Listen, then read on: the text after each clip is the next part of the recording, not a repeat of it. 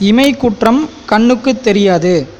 விளக்கம்: நம்முடைய மனம் நமக்குள் இருந்து எப்போதும் நம்முடன் உறவாடி கொண்டிருந்தாலும் அதன் குற்றங்கள் நமக்கு தெரிவதில்லை. அதுபோல தன் குற்றம் கண்ணுக்கு தோன்றாது, தன் முதுகு தனக்கு தெரியாது. இதுவே இதன் உண்மை விளக்கம்.